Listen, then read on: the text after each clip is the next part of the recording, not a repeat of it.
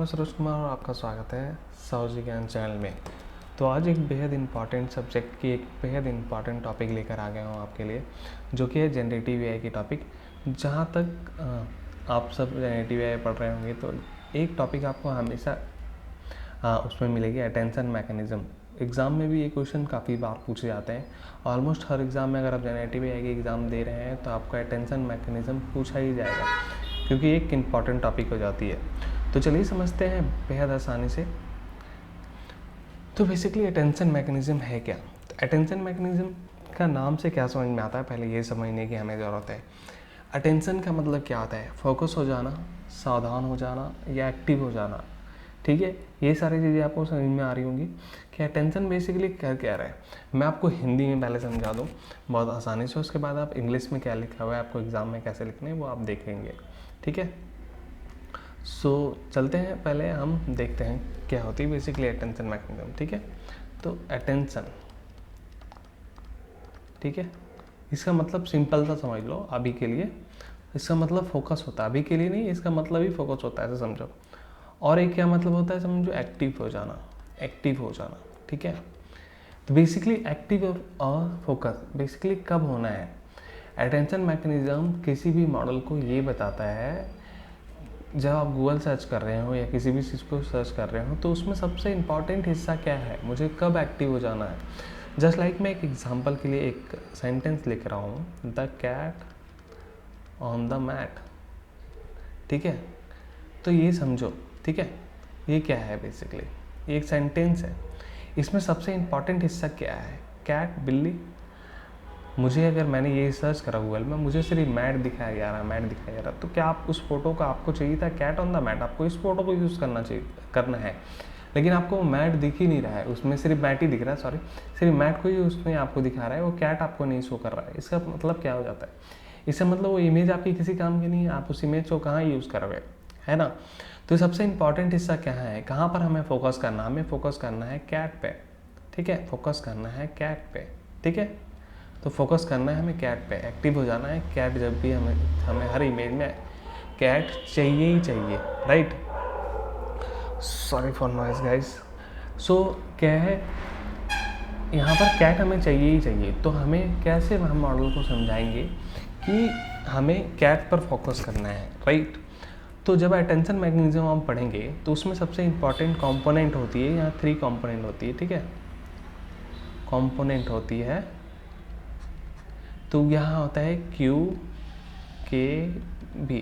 ठीक है, ये आपको जाननी बेहद ज़रूरी है कि ये क्या है। विदाउट इसकी अटेंशन मैकेनिज्म काम नहीं कर सकता। क्वेरी, इसे हम बोलते हैं क्वेरी, इसे हम बोल रहे हैं की। ठीक है, इसे हम बोल रहे हैं वैल्यू। ठीक है, ये तीनों चीज़ क्या है? अटेंशन मैकेनिज्म की कंपोनेंट है। इसके बिना अटेंशन मैकेनिज्म जानेगा कैसे कि यहाँ हमारे पास कैट इंपॉर्टेंट है, राइट। ये बेसिकली क्वेरी का मतलब क्या होता है? क्वेरी का मतलब होता है क्वेश्चन, QUSTION, क्वेश्चन। ठीक है, क्वेश्चन, क्वेश्चन क्या होता है? जैसे मान लो ये क्वेश्चन है, बेसिकली सेंटेंस आपने इनपुट क्या दिया है, समझ में आ रहा है? समझ लो एक तरह से ये इनपुट है कि आप इनपुट क्या दे रहे हो। तो ये क्या क्वेरी, क्वेरी का मतलब ही समझ में आ रहा है नाम से कि क्वेरी आखिर काम क्या है। ठीक है, क्वेरी। उसके बाद समझ लो की, की का मतलब क्या हो सकता है, सोचो। की और बेसिकली की, चाबी, समझ में आ रहा है? की बेसिकली चाबी। इंपॉर्टेंट हिस्सा क्या है, इंपॉर्टेंट क्या है?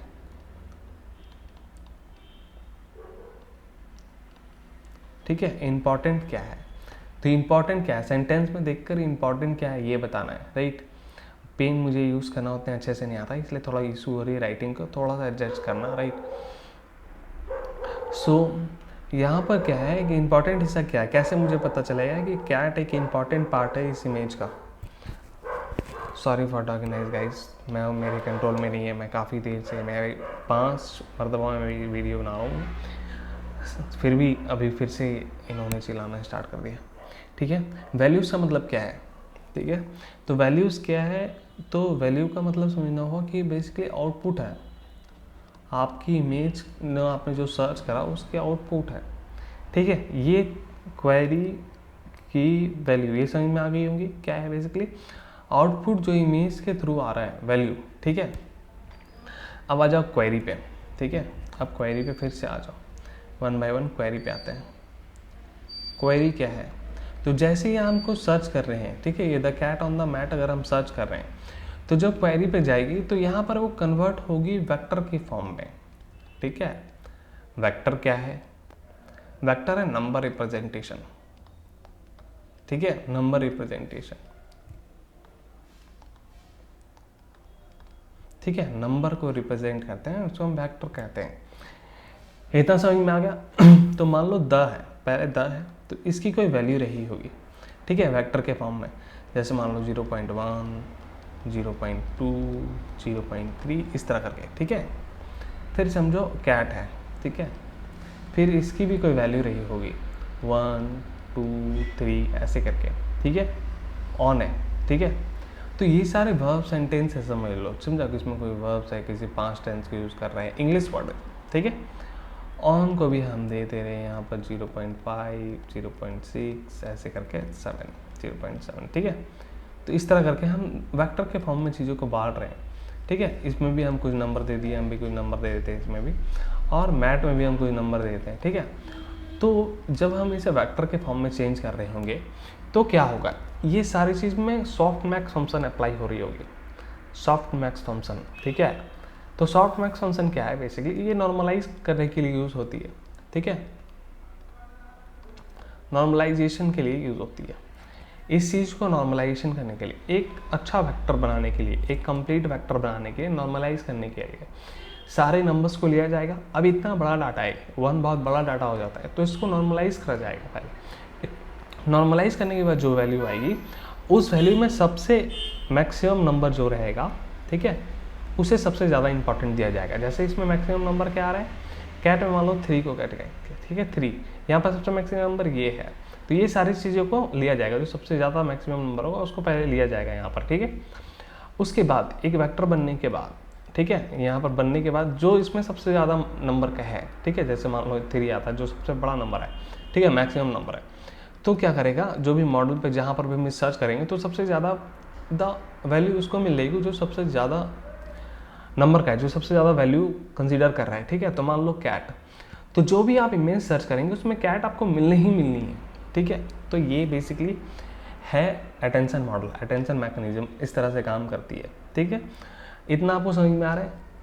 इसके अलावा कुछ भी नहीं है देखने के लिए, मैथमेटिक्स है जो आपको समझ में आ जाएंगे। अगर आप चाहते हैं कि मैं मैथमेटिक्स से रिलेटेड वीडियो बनाऊं तो बिल्कुल आप मुझे कमेंट में बताएंगे कि कैसे बनाना है, ठीक है। अब इंग्लिश में आते हैं कि इंग्लिश क्या कहता है, ठीक है।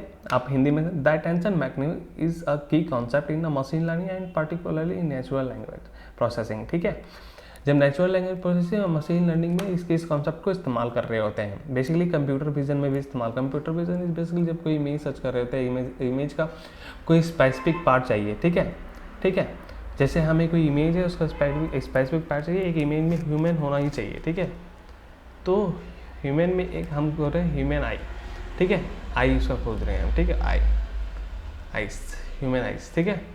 तो क्या होगा, हम एक स्पेसिफिक पार्ट ढूंढ रहे हैं, ठीक है। तो कंप्यूटर विजन में इस तरह कैसे ये करेंगे किस पार्ट पे हमें फोकस करना है, इसलिए, ठीक है। It's enable model to focus see this word on the most relevant part of the input when producing output, ठीक है। तो क्या मुझे क्या कहा जा रहा है, मोस्ट रिलेवेंट पार्ट कौन सा है इस पर। जैसे मैंने आपको यहाँ क्या कहा, the cat is most important part है, ओके। तो हम जब भी कुछ सर्च करेंगे तो क्या सबसे इंपॉर्टेंट है उस चीज़ को देखा जा रहा है।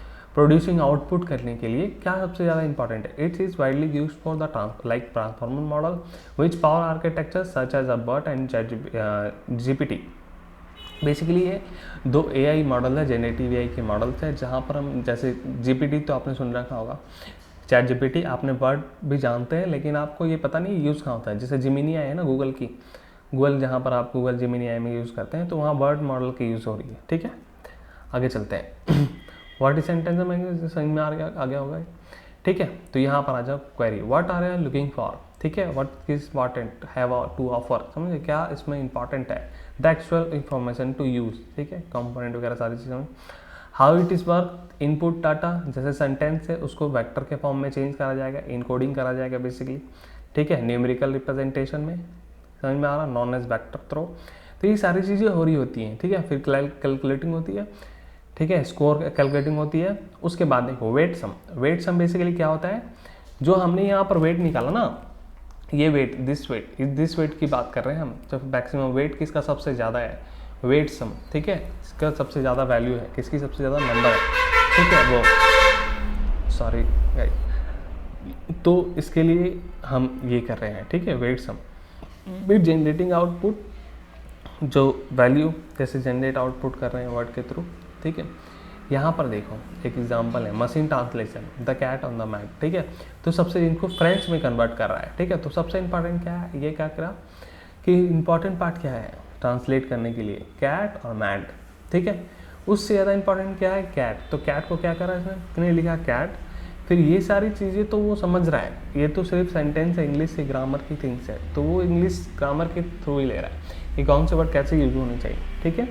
मैट, तो मैट को इस तरह करके सारी चीज़ें ली जा रही है, ठीक है। कुछ एप्लीकेशंस के बारे में यूज़ कर जान लेते हैं हम कि एप्लीकेशन कहाँ कहाँ यूज़ करी जाती है। बेसिकली मशीन ट्रांसलेशन में यूज़ करी जाती है, जैसे कि गूगल ट्रांसलेटर और ये सारी चीज़ों में यूज़ करी जाती है। क्वेश्चन आंसर में जैसे चैट जीपीटी में यूज़ करी जाती है, ये सारी चीज़ें यहाँ पर है। तो यहाँ पर इस तरह से समझना होगा चीज़ों को कि हम कैसे इस चीज़ों को इस्तेमाल कर रहे हैं, ठीक है, कहाँ कहाँ इस्तेमाल। इमेज कैप्शनिंग, जैसे मैंने आपको कंप्यूटर विजन अभी बताया, तो इमेज विजन देख पाएंगे, इमेज कैप्शनिंग, ऑब्जेक्ट डिटेक्शन, ठीक है, टाइम सीरीज, ठीक है। एक बार हम सर्च करके देखते हैं the cat on the mat, ठीक है, ऑन द मैट, तो हमें क्या मिल रहा है इमेज, सी फर्स्ट। तो यहाँ पर आप जब भी देखोगे इस इमेज में, तो आपको मैक्सिमम इमेज में आपको कैट ऑन द मैट, आपको बिल्ली दिखेगी ही दिखेगी। इसमें मैट को बाद में रखा जा सकता है, ठीक है, लेकिन कैट को पहले रखा जाएगा, राइट। तो ये सारी चीज़ें आप जब भी इमेज को सर्च करेंगे तो इस तरह से आपको देखने को मिलेगा। उम्मीद करते हैं कि आप बहुत अच्छे से समझ रहे होंगे। और क्या है, सॉरी यहाँ कैन हो गए हैं क्या, cat on the mat, sorry, ठीक है, the cat on the mat. तो देखेंगे इमेज जो आ रही है वो यहाँ पर मैक्सिमम इमेज पहले बिल्ली को दिखाया ही जाएगा, क्योंकि इसमें इंपॉर्टेंट पार्ट क्या है, कैट, ठीक है, उसके बाद सारी चीज़ों को। और ऐसा नहीं है मैट को नहीं दिखाया जाएगा, हो सकता है कि लास्ट में जब आप स्क्रॉल करते हुए जा रहे हैं कि मैट का भी, क्योंकि यहाँ पर मैट का भी कुछ ना कुछ वैल्यू है, राइट। मैट के कैट के बाद का जो वैल्यू होगा, मैक्सिमम वैल्यू होगा, वो मैट का आ रहा होगा। आप किसको वैल्यू दे रहे हैं, बेसिकली आप कैट, आप तो चाहते ही हैं कैट, लेकिन मैट को भी आप वैल्यू दे रहे हैं कि मैट भी मुझे चाहिए। तो हो सकता है कुछ इमेजेस में आपको मैट अलग से दिखाए हैं, लेकिन कैट की इमेजेस हमेशा पहली आ रही होंगी, उससे फर्स्ट प्रायोरिटी दिया जा रहा होगा, फोकस किया जा रहा होगा उस वर्ड पे। तो उम्मीद करता हूँ प्रैक्टिकली भी आप चीज़ों को समझ रहे होंगे, काफ़ी अच्छा लग रहा होगा वीडियो। तो जाते जाते चैनल को लाइक और सब्सक्राइब जरूर करते हुए जाएंगे। Thank you. Just like this image, देखो यहाँ पर सिर्फ मैट दिखाई जा रही है, ठीक है, ये मैट है। तो इस तरह से की जा सकती है, लेकिन आपको पहले जो आउटपुट मिल रही है वो कैट से रिलेटेड ही मिल रही है, कैट से रिलेटेड ही मिल रही है, राइट। तो उम्मीद करते हैं आपको सारी चीज़ें बहुत अच्छे से समझ में आई होंगी। जाता है चैनल को लाइक सब्सक्राइब जरूर करते हुए जाएंगे। Thank you.